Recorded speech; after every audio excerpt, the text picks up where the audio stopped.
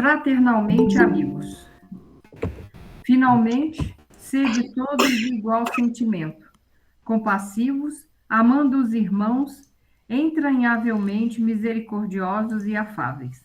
1 Pedro 3:8.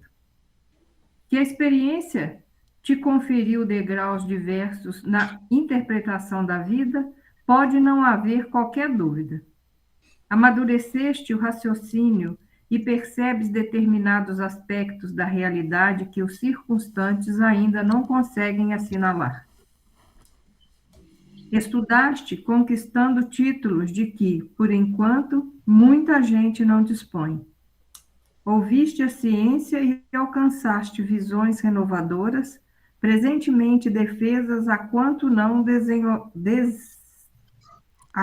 não senhoraram oportunidades iguais às tuas.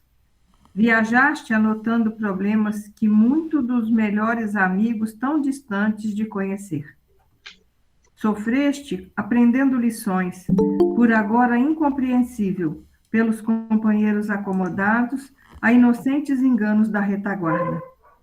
Trabalhaste e adquiriste habilitações que os próprios familiares gastarão muito tempo para atingir. De certo que a tua posição é inconfundível, tanto quanto o lugar do próximo é caracteristicamente individual. Entretanto, seja qual seja a condição em que te encontres, podes estender braços, unindo-te aos semelhantes através da compreensão e do auxílio mútuo. O apóstolo não nos diz, sede todos da mesma altura, mas sim, sede todos fraternalmente unidos. Não nos exige, pois, o Evangelho, venhamos a ser censores ou escravos um dos outros, e sim nos exorta a que sejamos irmãos. Amado Mestre Jesus, espiritualidade amiga, agradecemos a oportunidade do retorno neste novo ano. Auxilia-nos, Senhor, na compreensão das cartas de Paulo, na colocação na prática no nosso dia a dia, e que possamos, fraternalmente unidos, permanecer durante o ano de 2026, aprendendo um pouco mais do seu Evangelho. Auxilia-nos, Senhor, fortalecendo a nossa fé, a nossa coragem, a nossa boa vontade em estarmos aqui nas quarta-feiras. Ajuda-nos também a colocar no nosso dia a dia um pouco dessa prática, mudando os nossos comportamentos, reparando aquilo que ainda precisa ser reparado em nós. E auxilia-nos a caminhar cada vez mais para frente e para o alto. Fica conosco hoje e sempre. Que assim seja. Excelente. Boa noite para todos que já estão conectados aí conosco. Começamos aí o ano de 2026, nesse 7 de janeiro, retomando aí o estudo dos Gálatas, da carta aos Gálatas. E na minha marcação aí, paramos no versículo 13 do capítulo 5. Confere. Confere. Mas ficou uma mensagem do Emmanuel para trás, você lembra? Ficou uma a mensagem do 5:9. Sério? Foi a última coisa que foi dito no estudo. No último estudo é que estudaríamos essa mensagem no início, nesse dia de hoje. No esforço comum, um pouco de fermento leveda toda a massa. Então, mas 5:9, né? Isso. Eu que abri. É porque a gente empolgou no estudo e a mensagem ficou para trás. Entendi. Eu não anotei. Mas tudo bem, se você quiser pular, o pessoal lê em casa e pronto. Não, você tem alguma observação que realmente ela está aqui marcada, mas eu não a li. Ele fala que logo no primeiro parágrafo, não nos esqueçamos de que nossos pensamentos, palavras e atitudes e ações constituem moldes mentais para os que nos acompanham. Aí a gente lembra daquela mensagem da Joana de Ângeles, né? Mesmo que não saibas, és exemplo para alguém. A gente lembra que no segundo parágrafo da questão 359 do Livro dos Espíritos, quando fala, né, da influência daqueles que de ordinário nos dirigem, que ele fala que cada dia, por nossa vez, sofremos a influência alheia na construção do próprio destino. Então, a gente faz a referência lá da 359. E o próximo parágrafo nos lembra Romanos 2:6 e Mateus 16:27, quando ele fala que a gente colhe aquilo que a gente planta. Outra referência que eu coloquei é lá embaixo: da qualidade do nosso esforço nasce o êxito ou surge o fracasso do conjunto. Aí a gente lembra daquela questão, né, do elo mais fraco, que a força está sempre no elo mais fraco. Então, foram essas. Ainda tem outra aqui. Lá no final fala: lembremos-nos da retidão e da nobreza nos mais obscuros gestos. Né? Aí a gente lembra que a nossa transformação começa nos pequenos atos, nas pequenas atitudes. A gente não precisa esperar grandes momentos, grandes oportunidades para melhorar. Certo. No dia a dia, nas pequenas atitudes, a gente já pode fazer esse trabalho de retidão e nobreza que ele fala aqui. Muito bom, Joane. Excelente a sua lembrança aí, tá? Ok. Muito bom. Eu não havia colocado, mas está registrado aí. E a gente tem Emmanuel agora já no versículo 13 também. Isso aí já está aqui. Mas enfim, vamos fazer essa introdução, né? Colocando aí o que já passou do que nós já estudamos, principalmente do estudo passado, que foi feito em dezembro do ano passado, onde Paulo fez até algumas comparações com atletismo, fez algumas outras comparações, como se nós tivéssemos ganhado um presente muito bom, mas preferíamos a embalagem. Né? Ele nos ensinou a liberdade com Cristo e a gente quer a lei. Né? Então, assim, como que vocês podem fazer isso? Então, o grande questionamento dele é esse aí. E ele continua nessas exortações, né? Oi, gente. Ele falando sempre da escravidão da lei mosaica como uma imposição externa, né? Exatamente. As dependências, as práticas exteriores, sem a devida transformação moral, a submissão às paixões, né? Perfeito. E aí, já nessa introdução, a gente já cai aqui no versículo 13, por quê? Porque ele vem falar exatamente isso. Né? O versículo 13: vós fostes chamados à liberdade, irmãos. Entretanto, que a liberdade não sirva de pretexto para a carne, mas pela caridade. Colocai-vos a serviço um dos outros. Olha só o que tem até a ver com a mensagem que a gente leu hoje de Fraternalmente Amigos. Né? Então, o que ele está exortando aqui? Né? Para que a gente não use essa liberdade como uma oportunidade para a gente soltar as rédeas da nossa natureza carnal, da carne, das sarques, né, dos vícios, das paixões. Né? Então, assim, a liberdade que o Paulo está colocando, e principalmente que o Cristo nos ensinou, ela nunca deve ser confundida com uma licença para pecar, uma licença para fazer o que eu quero. Né? A liberdade do Cristo é um chamado para viver como o Cristo. Né? A liberdade dele é uma maneira de você glorificar a Deus nas suas atitudes, nos seus comportamentos. E isso beneficie a todos. Porque tem que beneficiar o próximo, senão é egoísmo.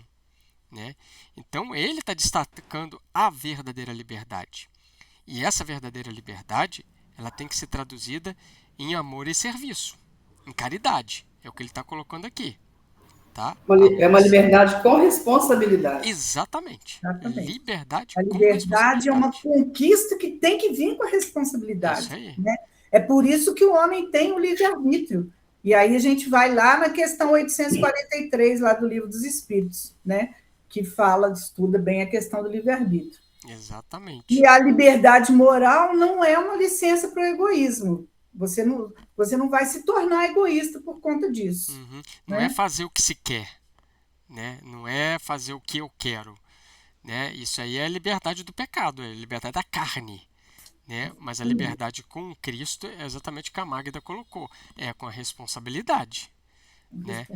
E qual que é a verdadeira liberdade que o Cristo nos deu, e a doutrina espírita está confirmando isso? É a liberdade de amar. Amar. Você tem direito a amar quem você quiser. Escolher o bem, é o serviço, né? Tanto é que a grande premissa que os espíritos colocam, que fora da caridade não há uma salvação, se você verificar isso, isso aí é a capacidade sua de amar, né? A responsabilidade, ela vem com a liberdade das nossas ações, das nossas motivações para fazer a caridade, para amar. E se você quiser saber mais sobre isso, você vai na questão 872 do Livro dos Espíritos, é o resumo teórico do móvel das ações humanas, que ele fala do livre-arbítrio. Né? A questão do livre-arbítrio se pode resumir assim: o homem não é fatalmente levado ao mal. Os atos que pratica não foram previamente determinados. Os crimes que comete não resultam de uma sentença do destino.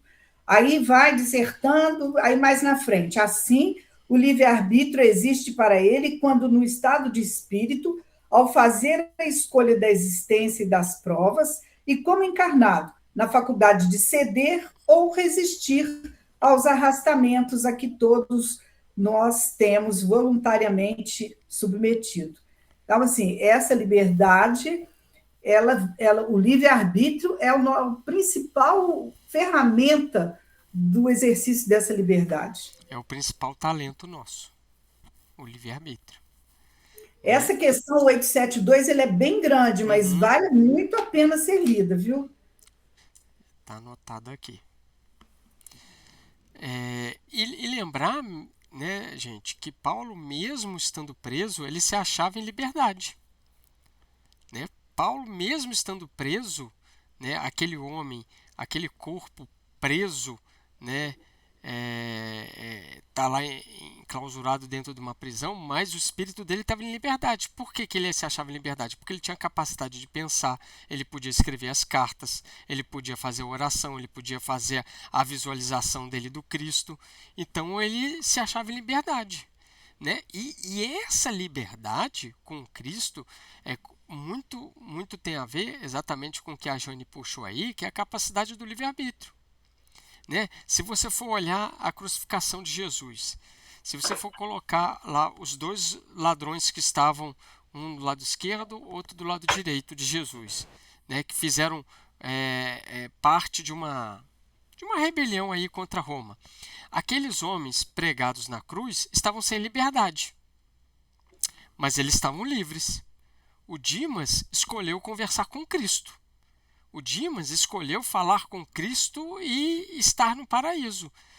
O Dimas escolheu fazer uma reconciliação, faltando poucos minutos ou poucos segundos para o seu desencarne. Ele utilizou do seu livre-arbítrio, que foi a capacidade de liberdade dele, de fazer uma reconciliação com ele mesmo e com Deus.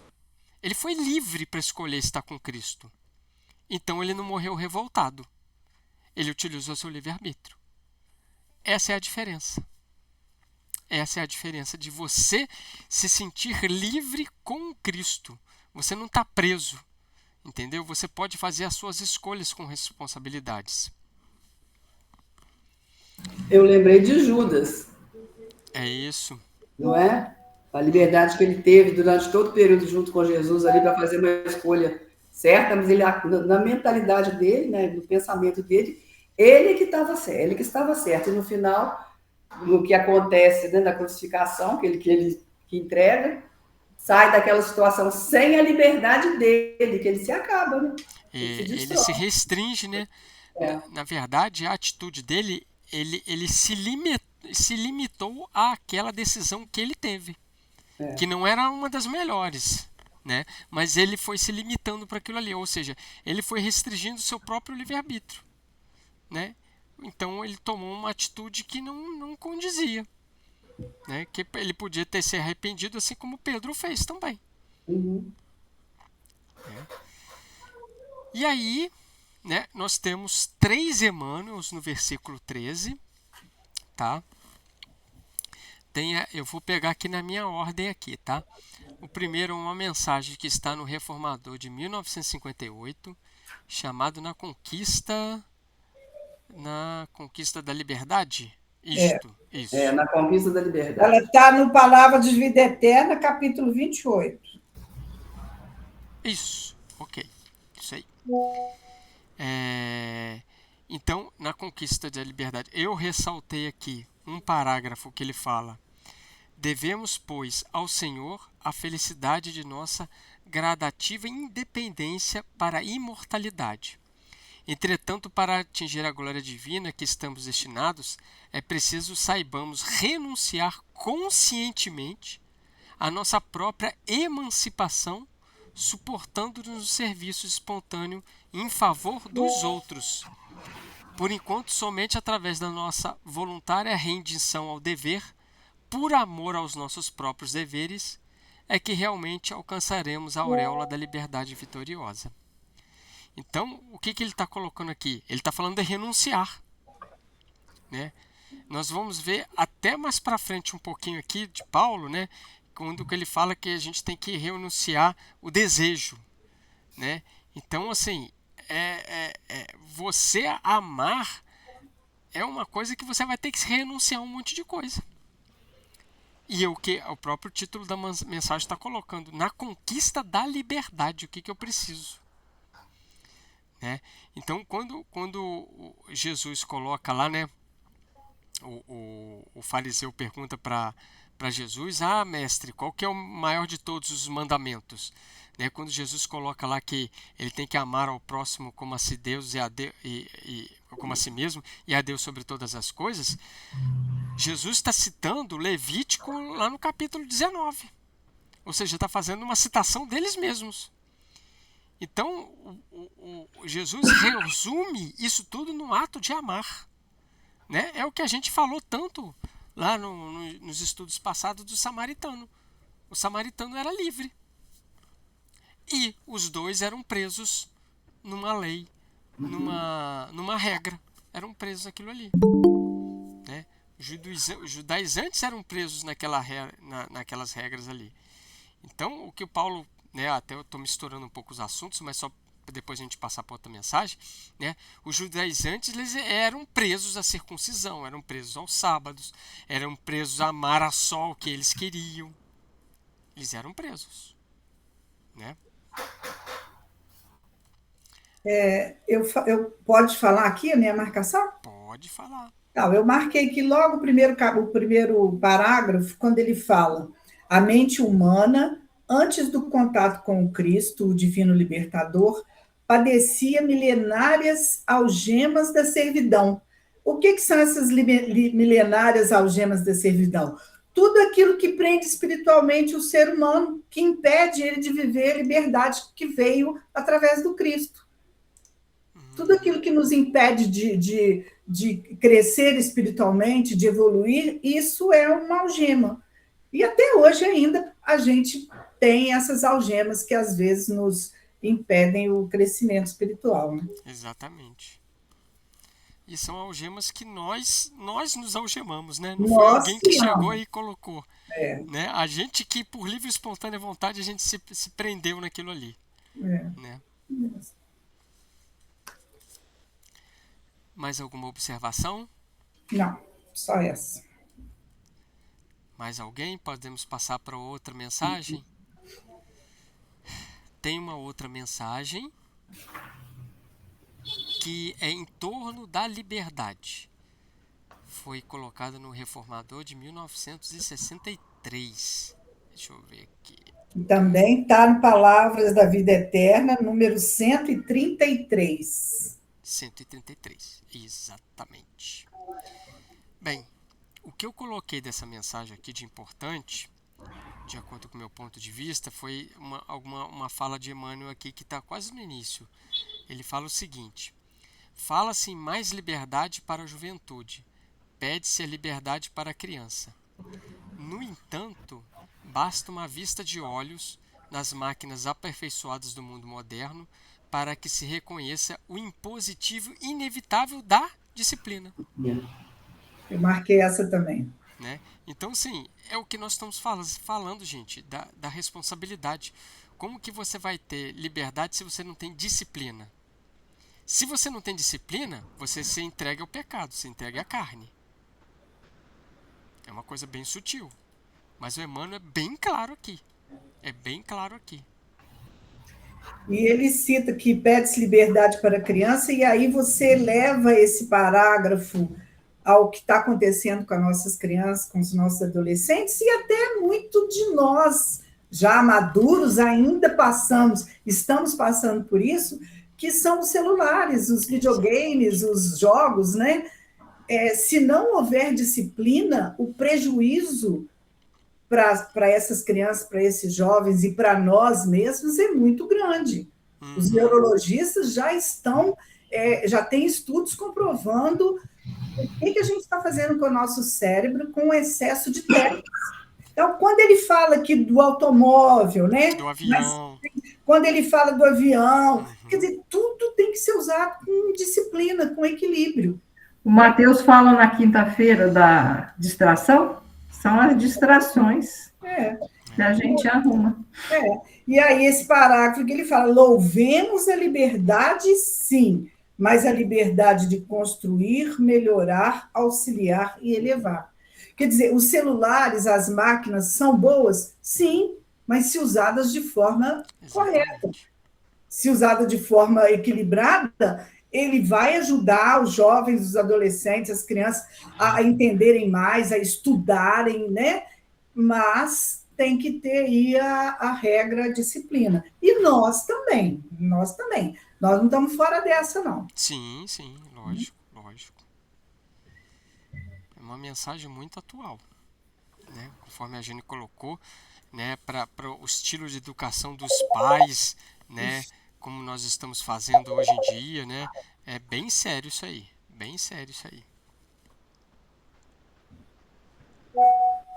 Alguém mais gostaria de falar sobre essa mensagem?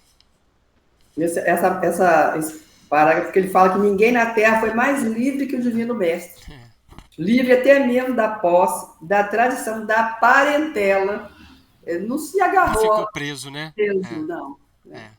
Eu achei interessante isso, da autoridade. E aí, entretanto, ninguém mais do que ele se fez escravo dos desígnios superiores para beneficiar e iluminar a comunidade. Ele, como se diz, ele se privou até do contato com a família, né, para poder trazer para a gente o que seria de melhor.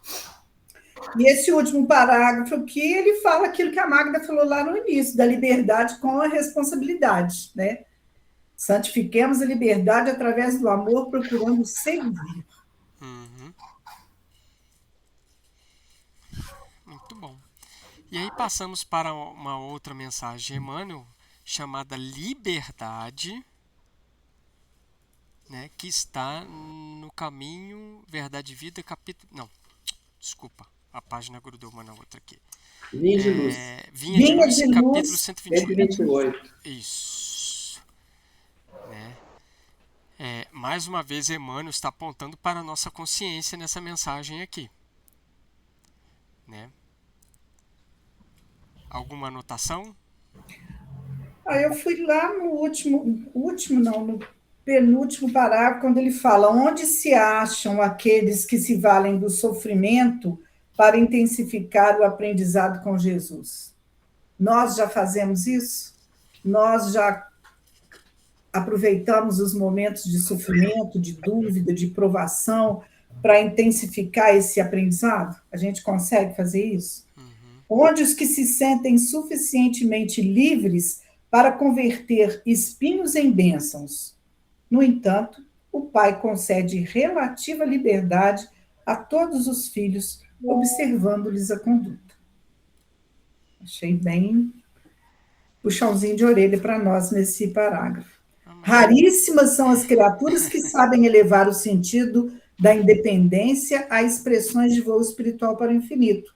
A maioria dos homens cai desastradamente na primeira e nova concessão do céu, transformando, às vezes, elos de veludo em algemas de bronze.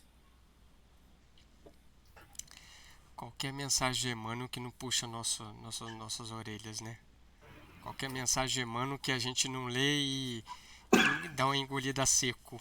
Não, e eu fico olhando, você faz sempre analogia com uma coisa da atualidade. Não tem como você falar verdade. que aquela coisa foi lá atrás. Não, só esse primeiro parágrafo aqui, ó.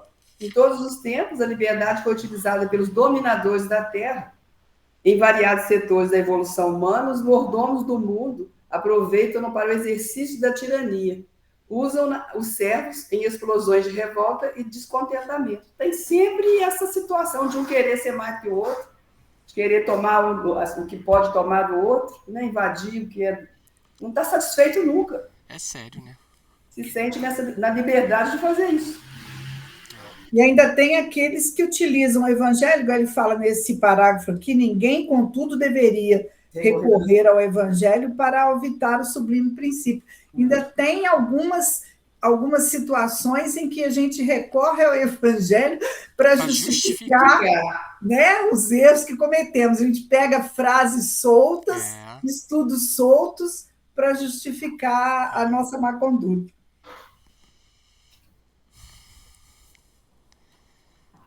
Guardemos as nossas barbas de molho. Continuemos. Falamos dos 13 Emmanuels, agora entramos no versículo 14. Né? Eu até já cheguei até a introduzir ele um pouco, né? Pois toda a lei está contida numa só palavra: amarás teu próximo como a ti mesmo. É o que eu falei, né? Jesus, quando colocou aquilo, e aqui Paulo também está colocando, o Levítico capítulo 19. Eu acho que até na BJ aí tem. Aí, 19 e 18. Na BJ, ele resume toda a moral evangélica aí, né? Toda moral ele resume nesse amor. E o Paulo dá ênfase nesse amor, né, gente? O Paulo é o cumpridor desse amor, né, gente? E a gente pode colocar aí amor / caridade, amor como caridade? Exatamente, é a Epístola aos Coríntios que ele colocou lá. Os 13, né? Assim, amar é um verbo de ação prática. Como que você ama parado dentro de casa? Como que você ama parado, sem fazer nada? É uma vida contemplativa. É uma vida meditativa. E vocês viram o que coloca Allan Kardec na vida contemplativa, né? Muito bom. Mas você parece até o Tiranossauro Rex, grandão, mas com os braços pequenininhos. Não faz nada, né? Não opera nada, né? Então, a pergunta que Paulo sempre está colocando para a gente é: as minhas ações refletem o amor? O meu comportamento, ele reflete o amor ao próximo? Ele reflete esse amor? Ele é essa ação? Né? Porque você está fazendo uma ação. Ela reflete o amor? Né? Pelo menos a maioria dos meus comportamentos reflete isso aí. Né? A maioria dos meus comportamentos reflete as maneiras de amar ao próximo. Né? E é muito interessante que eu fui pesquisar um pouco do judaísmo, né? E o Hillel, que é o nosso Hillel lá é o avô do Hillel, do Paulo Estevão, né? Ele falava de uma maneira diferente sobre esse amor. Ele falava assim: o que é odioso para ti, não faças ao próximo. Isso é toda a Torá, o resto é comentário. Então, o Hillel, ele fala de uma maneira assim, negativa. Não é negativa pejorativa, não. Mas, é assim, o que é odioso para ti, não faça o próximo. Ele se utiliza muito daquilo que é o judaísmo, muito daquilo que é a lei, sempre apontando para o que é ruim, para o que é odioso. E Jesus vem e fala assim: amar ao próximo. Ele faz uma menção positiva ao amor. Ele utiliza PNL aí. Exatamente. Entendeu? Então, e aí, falando em Jesus, a gente lembra lá de Mateus 22, quando o doutor da lei pergunta para ele, né? A questão do mandamento, que aí ele responde justamente isso aí. Então o Iléu já falava, o que é odioso para ti, não faças ao próximo. Ok, Jesus veio te falar de o amor. É uma diferença. Continuando Paulo, no versículo 15, mas se vós mordeis e vós devorais reciprocamente, cuidado, não aconteça que vós elimineis uns aos outros. Olha só, o Paulo já utilizou a metáfora que eu me lembro aqui do atletismo. Ele utilizou uma outra metáfora que eu não estou lembrando, mas a gente falou bastante dela aí. E agora o meu óculos me impede de ler aqui para trás na BJ aqui, mas ele utilizou uma outra metáfora. Agora, ele se está utilizando de uma metáfora de animais selvagens. Né? Vamos ver que o Paulo está apontando aqui que se a gente continuar a brigar uns com os outros, não tem doutrina. Se a gente continuar a se gladiar, a gente vai acabar com a igreja. A metáfora é de fera. Os efeitos destrutivos do nosso egoísmo. Exatamente, é fera. É fera. A gente virou fera dentro da nossa religião? Nós estamos agindo como essas feras? Ou vamos nos entender como Cristo nos recomendou? Ou vamos nos perdoar uns aos outros? A gente tem que analisar e discernir. É manter a postura, o comportamento de respeito e não atacar o outro. Olha, Joane, eu não concordo com o que você falou, mas eu respeito a sua opinião. Eu vou analisar. É interessante esse ponto de vista, eu não vi. Entendeu? Agora, se ela é uma doutrina contra o Cristo, a gente tem que colocar isso. Mas não é atacando o outro. Não é difamando o outro. É o que Paulo está fazendo. É o que Paulo... A gente viu muito isso lá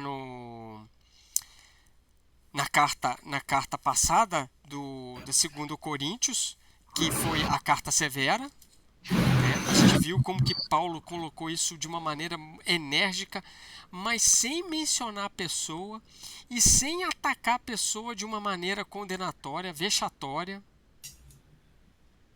Então, assim, não adianta o ataque. A gente tem que analisar e tomar uma posição.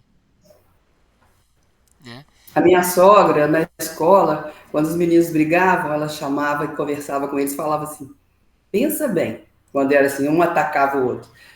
Quando o cachorro te morde, você morde no cachorro? Então você para pensar porque não está certo. Ela conseguia fazer eles pensarem, analisarem por isso. Né? O cachorro me morde, eu tenho que ter consciência que eu não vou devolver uma mordida no cachorro. É o mesmo caso aqui, você vai entrar nesse esquema. Aí Paulo podia ter utilizado essa metáfora aí.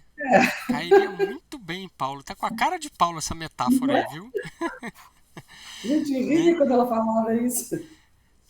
E é interessante que o legalismo, ele leva você a um espírito crítico. O legalismo, ele leva você a apontar o erro. Não é apontar o erro, apontar a pessoa. Entender? A criticar a pessoa. Ele leva isso aí. Ele leva você a acusar. Né? Então, assim, quando você traz essa nova aliança, quando você traz isso com o Cristo, isso te leva à retidão. Né?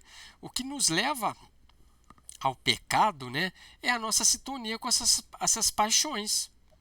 Né? É a nossa sintonia com a carne. E o que nos leva à plenitude é a maneira como a gente se comporta de acordo com Cristo. Né? Eu não quero te sacrificar, mas eu quero que o pecado que habite em você se sacrifique. Que você venha para a plenitude.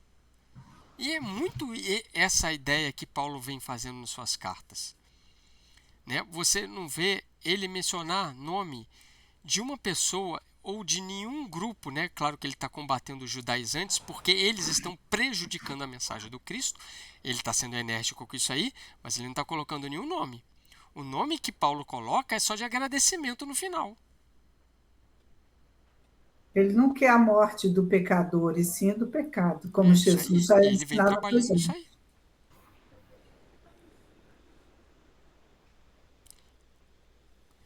Passando para frente, tá ok, gente? Posso andar? Mais um versículo, vamos lá. Ó. Ora, eu vos digo, conduzi-vos pelo Espírito e não satisfareis os desejos da carne. Tem traduções, eu não sei se todos têm a BJ, mas vocês podem achar diferenças nesse versículo aí. Tem traduções que falam o seguinte: digo, porém, andai no Espírito e jamais satisfareis a concupiscência da carne. Né? Então, é mais ou menos, mas aqui Paulo fala de desejo da carne. Né? A gente pode lembrar lá do Romanos, quando a gente estudou a sarx, né? A sarx, a gente que está falando sarx, conjunto das más inclinações. É o nosso modo de vida degenerado, contaminado, nossas más tendências, nossos hábitos viciosos. Mas né, eu acredito, da humanidade. Né, Jane, que assim, você pontuou, mas eu acredito que todo mundo que está frequentando esse grupo desde Romano sabe que isso aqui é sarx. Desejo da carne é sarx, gente. Tá? É sarx, né? Então, por isso que o Paulo fala, você tem que trabalhar com o desejo de querer andar no Espírito. O desejo tem que ser sincero, você não tem que retroceder, você não tem que tá ali com a carne. Então, gente, isso que Paulo está falando aqui não é corpo humano, isso aqui é carne. Né? Eu fui até buscar mais uma vez, né? A gente vai estudando, vai achando algumas coisas, né? O Champlin, que é um dos comentaristas favoritos que eu utilizo muito dele, né? Para abrir e ampliar o que Paulo fala e o Evangelho, o Novo Testamento também, ele fala o seguinte. Aqui eu estou lendo o Champlin, tá? Ele fala assim: carne. Com frequência esse termo é usado para indicar o corpo físico, mas normalmente nas passagens com sentido ético, a palavra aponta para a porção física do homem controlada pelas tendências pecaminosas, pelas inclinações carnais. Aí, eu estou lendo um comentário de uma pessoa que é católica, que não é nem espírita. E a gente está lendo da mesma fonte, que é o que o Paulo está trazendo, que é o conteúdo espiritual. Né? Você tem duas fontes, uma de água cristalina, uma de água turva. A de água turva é os seus impulsos automáticos, é o egoísmo, é a reatividade. De qual que nós estamos nos alimentando? Né? De qual que a gente está alimentando? Qual que é a água que a gente está sorvendo? Né? Só que é o seguinte, aí a gente tem que passar por uma positividade. Por quê? O nosso foco não é lutar contra a água turva, mas nós abrirmos mais as comportas para a água cristalina. Porque a maneira que eu abro mais as comportas para o amor, para o comportamento sadio, para a responsabilidade na minha vida, para o Cristo, logicamente, eu estou fechando a outra comporta. Então eu não tenho que lutar contra, eu tenho que abrir para o amor. Porque se eu luto contra, eu vou me gladiar ali até me cansar. Por isso a positividade não é lutar contra, mas quando eu vou abrindo mais a responsabilidade, eu vou entendendo mais o Cristo, eu vou tendo mais discernimento, eu vou tendo mais consciência, eu estou utilizando de positividade. Consequentemente, a minha luta, eu não estou lutando eu estou favorecendo. E aí eu estou fechando as outras comportas também. É colocar água limpa num vaso de água suja. Até vazado. Quanto mais água limpa você coloca, a água suja vai saindo. Exatamente. Eu não estou brigando com um vaso porque ele está sujo, mas eu estou rodando a água limpa ali. Eu não vou ficar brigando, o vaso, você está de água suja, toda vez água suja, toda vez. Não. Então eu tenho que fazer esse fluxo da ação. Por isso que o amor é ação. Porque quanto mais eu amo, quanto mais eu vou nutrindo disso aí, mais eu estou fechando meus desejos da carne. Isso faz muita diferença no nosso entendimento, gente. Faz muita diferença. Né? Porque a gente fala que a gente tem que lutar, ok. Como uma expressão, como um símbolo espiritual. Mas, na verdade, a gente tem que abrir mais espaço para o amor na nossa vida. Mais espaço para a compreensão. E isso muda totalmente o nosso ponto de vista. Né? Porque se eu estiver recebendo um em grandes quantidades, o outro está diminuindo. É só você ver.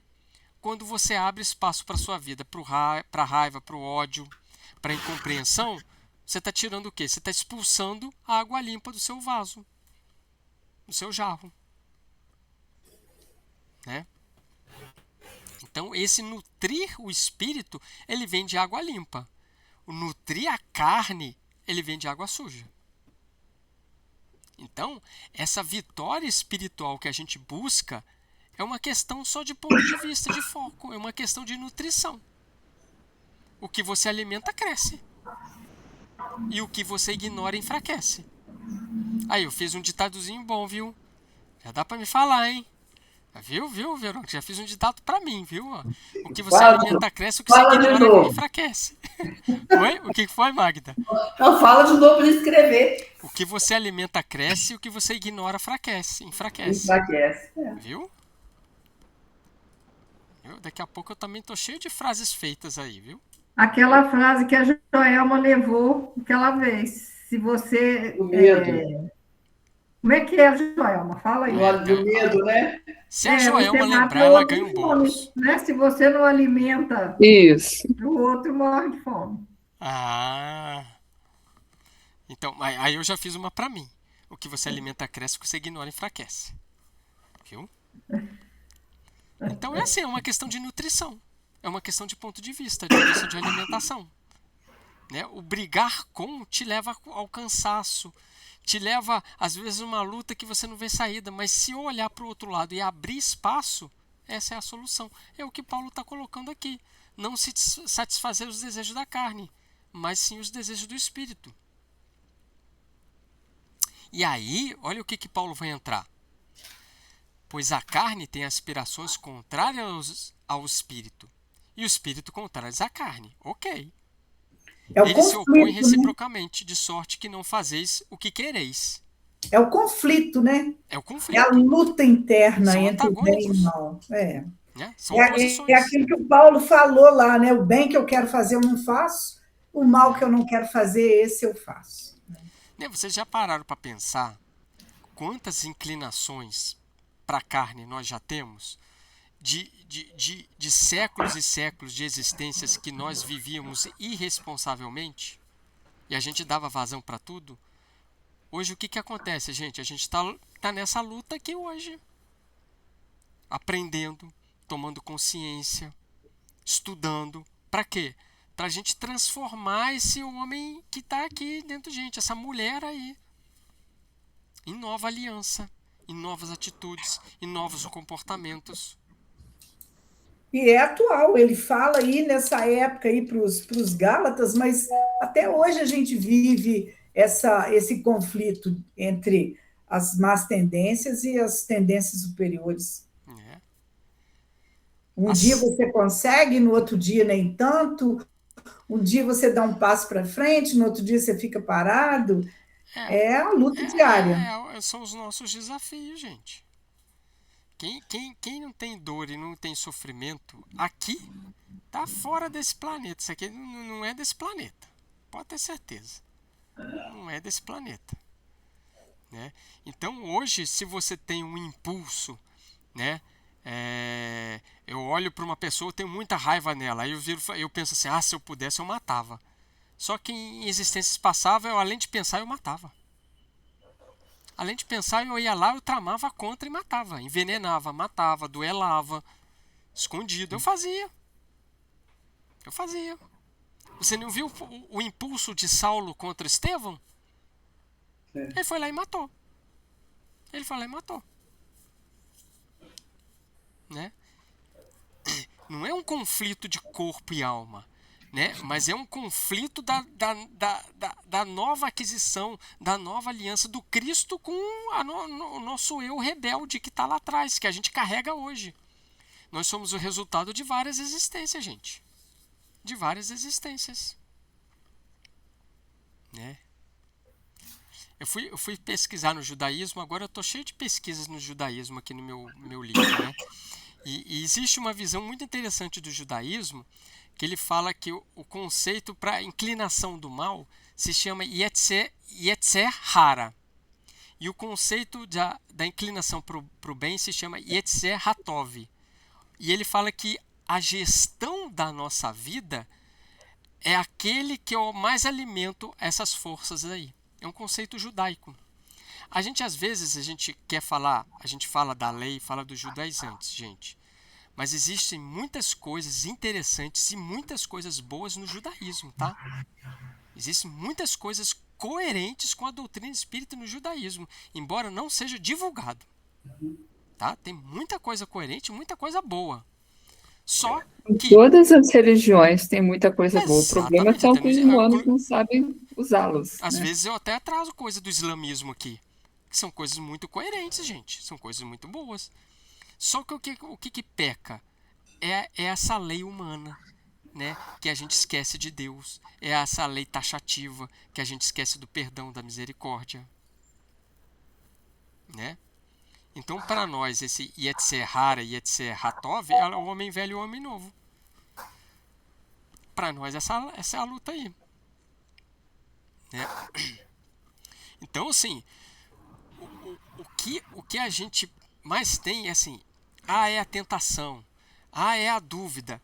Se você é levado para uma tentação, você começa um deslize, isso aí, gente, não significa falta de fé. Isso significa um deslize, uma falta de uma vontade naquele aspecto ali. Não é uma falta de fé, é alguma coisa que eu tenho que trabalhar. Se eu deslizei naquele caso ali, significa que eu tenho que exercitar mais o meu esforço, exercitar mais a minha vontade de não me deixar levar por aquela situação.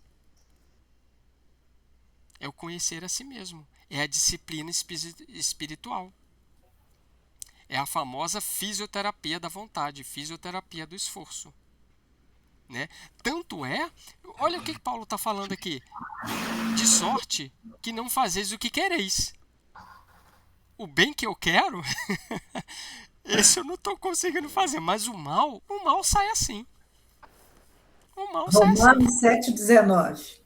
Oi? Romanos 7,19. Tá vendo? Nem eu gravei isso aí.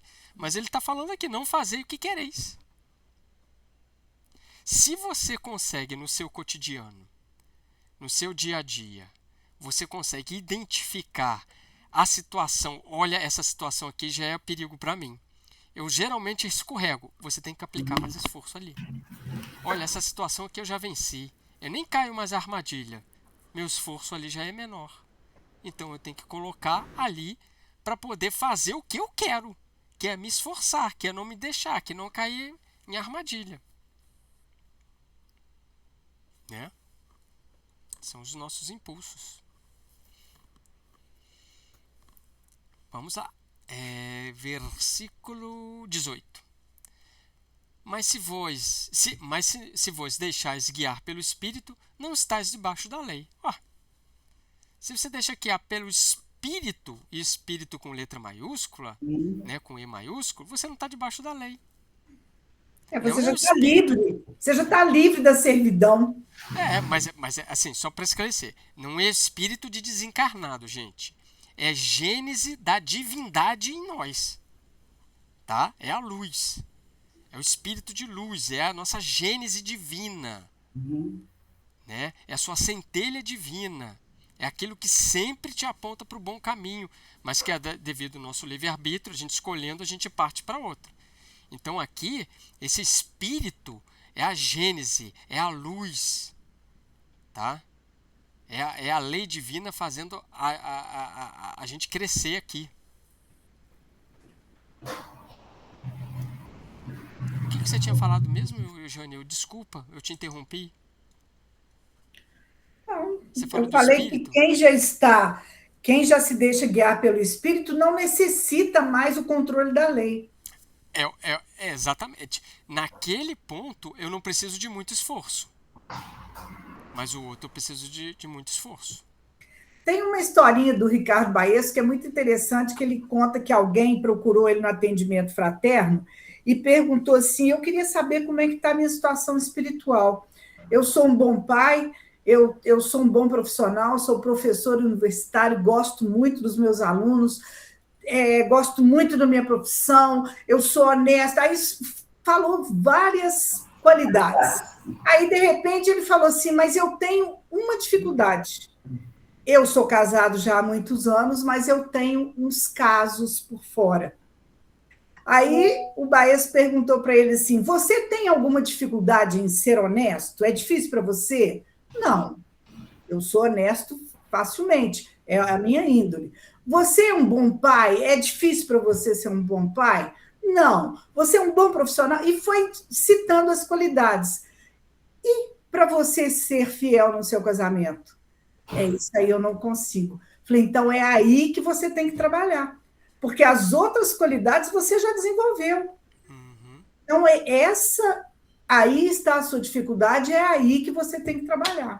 Isso que a gente tem que fazer o autoconhecimento para a gente entender aonde que está o nosso calcanhar de Aquiles. Aonde que eu tenho que trabalhar mais, que eu tenho que prestar atenção. Na verdade, ele sabia, só não estava colocando nenhum esforço, né? Em conter aquilo. Né? Então, assim, Jesus é o modelo de alguém que vive de acordo com a centelha divina. Jesus é o modelo de alguém que se é guiado pelo Espírito. E do versículo 19 ao versículo 21, tá? Ele vem apresentar o que, gente? As obras da carne. Ora, as obras da carne são manifestas. Aonde? Fornicação, impureza, libertinagem, idolatria, feitiçaria, ódio, rixa, ciúme, ira, discussões, discórdia, divisões, invejas, bebedeiras, orgias e coisas semelhantes a estas, a respeito das quais eu vos previno, como já vos preveni antes. Ele já falou isso lá atrás. O que tais coisas praticam não herdarão o reino de Deus. Então, de alguma maneira aqui, ele começa mais ou menos com os pecados sexuais, né, passa pelos os pecados religiosos, né, e foca ali nos pecados de relacionamento comunitário, né, discórdia, divisões, invejas, bebedeiras, tirando orgia ali que podia estar no primeiro grupo ali. Então ele começa pelo sexual, passa pelo religioso e depois no relacionamento com a comunidade ou no relacionamento com o próximo ali. Então, assim, a gente observa que a maioria dessas obras da carne que Paulo está colocando aqui são obras, são vícios relacionais. Né? Como se fosse assim, esse erro não é entre eu e Deus, mas entre eu e o próximo. Entendeu? Isso aí não é uma obra que você vai, vamos assim, entre aspas, tá, gente? Vai infringir a Deus, mas você vai infringir com o próximo. Essas E a mim obras da carne mesmo é com o também, né? próximo. E a mim é um problema meu comigo mesma também, né? E aí a gente vai lá em Kardec, na questão 909, poderia sempre o homem, pelos seus esforços, vencer suas más inclinações? A resposta, acho que todo mundo aí já sabe, né? Sim, e frequentemente fazendo esforços muito insignificantes. O que lhe falta é a vontade. Ah, quão poucos dentre vós fazem esforços. É onde que a gente está falando, né? Exatamente. Né? Então, assim, algumas traduções, em vez de fornicação, coloca desvios da sexualidade, imoralidade sexual. Então varia isso aí de tradução para tradução, tá, gente? Então, assim, ele coloca aí no primeiro, né, os desvios sexuais, né? A gente sabendo que o sexo é divino, mas o desvio da sexualidade é uma inclinação da carne. Né? A carne, ela é sempre desvio de algo positivo. O vício é sempre desvio de algo positivo. Por isso que a gente tem que ter o equilíbrio. Por isso que ele vai falar, quem pratica disso não vai herdar o reino de Deus. Autodisciplina, autodomínio, autoconhecimento. Tudo que Paulo colocou aqui, gente, é extremo. Tudo que Paulo colocou aqui é extremo. E o extremo é desequilíbrio. É só você visualizar uma gangorra. Se você coloca muito um peso de um lado, o que vai acontecer? Desequilibrar. Então, tudo que Paulo colocou aqui é um desvio de extremo. É um desequilíbrio. Né? Ele coloca lá a impureza, né? Porque isso tem a ver muito com a cultura judaica, né? Que ele fala de impuro, né? E Jesus vem falar de bem-aventurados que têm puro coração, que é uma analogia das impurezas, tá? É uma analogia das impurezas que o judaísmo colocou, né? E ele vem falar de libertinagem, né? Tem muito a ver com o nosso esforço moral, né? Perder totalmente essa sensibilidade, né? A consciência está anestesiada, perde o senso moral, tá? Então, assim, tudo que ele está colocando aqui, a gente podia ficar analisando isso aqui, todo isso aqui, fazer um estudo só desses vícios aqui, né? Todos esses aqui. Só que é interessante que ele faz isso aí e depois vem para a idolatria, que está no versículo 20, que é a primeira do versículo 20. Né? E aí você vai e faz o link que o primeiro mandamento é amar a Deus. Ou seja, o primeiro mandamento é a lei de adoração. A lei de adoração. Né? A lei moral é de adoração. Se você for olhar no livro dos Espíritos, será que eu estou enganado? Mas eu tenho quase certeza, se alguém tiver o livro dos Espíritos aí, quase certeza que uma das primeiras é a lei de adoração. Se você pega aí no índice, aí, a terceira parte do livro dos Espíritos. A lei de adoração está onde? A lei de adoração é a segunda. A primeira é a lei divina ou natural. Okay, beleza. Então tem tudo a ver. Né? O primeiro mandamento é amar a Deus. A primeira lei moral é de adoração, gente. Olha aí. A primeira lei moral é de adoração. É o que Paulo vai fazendo. Idolatria, gente. Nós tornamos aquilo que a gente adora. Se lembra que a gente fez um estudo da questão 1009 do Livro dos Espíritos? Né, que é gravitar em torno da unidade divina. Eis o nosso fim, que é o próprio Paulo que está falando. Então, quando a gente adora a obra humana, mais do que Deus, nós estamos gravitando em volta dele. Aí eu adoro a Jane. Tudo que a Jane fala, eu adoro o que ela fala. Eu estou gravitando em torno da Jane. Se a Jane falar qualquer coisa errada, qualquer coisa contra a doutrina, eu estou batendo palmo para ela. Eu estou seguindo ela. Eu perco o meu discernimento. A gente tem que ter discernimento. Né? Então, aí a gente vai ver pessoas que estão idolatrando médiuns, políticos. Eu estou idolatrando humano, gente. São seres humanos. É a parábola do filho pródigo. Eu me afasto do bem, eu me afasto do pai. Né? E aí, interessante que Paulo coloca aqui feitiçaria. Na época existia muito isso, né, gente? Existia muito feiticeiro. Se lembra do feiticeiro lá em Paulo Estevão? Alguém sabe do nome dele? Ai, não lembro. Bônus oro para quem saber o nome do feiticeiro do Paulo Estevão. Sabe o nome dele? Bar Jesus. Ah, sim, Bar Jesus. Se lembra o que Paulo fez com ele? Também vale ponto, hein? Ninguém se lembra o que Paulo fez com ele? Jogou uma maldição nele? E ele ficou calado? Ele perdeu a voz. Paulo, ele foi discutir... Lá na casa do cônsul, né? Ele foi discutir com Paulo lá e você fica calado, você vai perder sua voz. Ele perdeu a voz.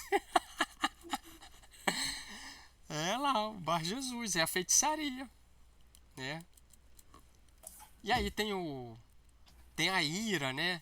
Que tem traduções aí que colocam como inamizades, né? Inimigos, rixa, disputa e por aí vai, né? Coloca aí ciúme, que é a possessividade, a ira, que é a cólera, né? E aí tem discussões, discórdias, divisões, tudo em relação ao próximo aí. É interessante que a inveja, que está no início do versículo 21, também dá a ideia aí de um dos 7 pecados capitais, tá? Mas os pecados capitais só foram construídos depois do século IV, tá? Não tem nada a ver com isso aqui, não. Na época não existia, não. Tá? Então ele vem falar que todo mundo que pratica isso aí não herdarão o reino de Deus. O que é o reino de Deus? O reino de Deus é o pneuma, é o caminho do meio, né? Então, mais uma vez, olha, gente, a hora. Nossa, vocês não falaram nada, não. Rapaz, vocês não falaram, não, mas só para fechar aqui. Então, tudo que Paulo colocou é exagero, é excesso, né?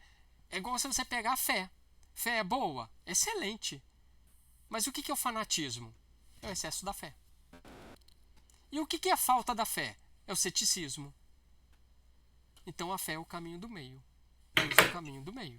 Então tudo que Paulo colocou, tudo está ligado às nossas paixões, tudo está ligado ao excesso. E o excesso é sempre prejudicial. É. Aí, se você quiser anotar, você vai lá na questão 907 a 908 de O Livro dos Espíritos, tá? Que vai falar da paixão, que é um corcel. Você vai lá, 908, 907, 908, 909.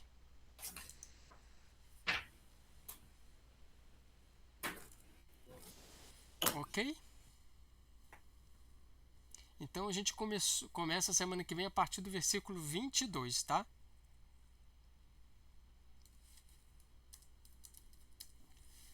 Semana que vem, 14.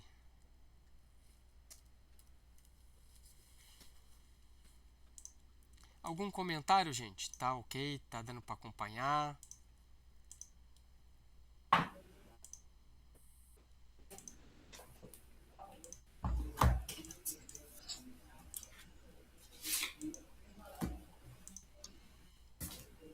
Ok? E aí, Jane, quem que pode fazer a prece final pra gente? Será que não tem nenhum voluntário, não? Tem algum Alguém voluntário fala para assim, eu agradecer o faço. estudo da noite para toda essa comunidade aí? A Valéria está sorrindo, a Valéria vai fazer. Vamos lá. Senhor Jesus, nosso amigo, nosso mestre, agradecemos nesse momento toda a inspiração e todo o amparo que nos foi dado para compreender as mensagens do seu apóstolo Paulo e trazermos para a nossa vida, para o nosso autoconhecimento, para a nossa santificação. Que consigamos, durante esse ano que se inicia, perseverar nos nossos estudos, na nossa reforma íntima, na nossa busca do seu caminho, na busca da seara do bem, Senhor. Auxilie a todos nesse planeta de provas e expiações que vive um momento tão conturbado, de tantos desafios, que os homens sejam inspirados, Senhor, pelo vosso amor, mantendo a essência do bem que vige dentro da gênese do nosso espírito. Esteja conosco, Senhor, hoje e sempre, que assim seja. Muito bem. Muito obrigado, Valéria.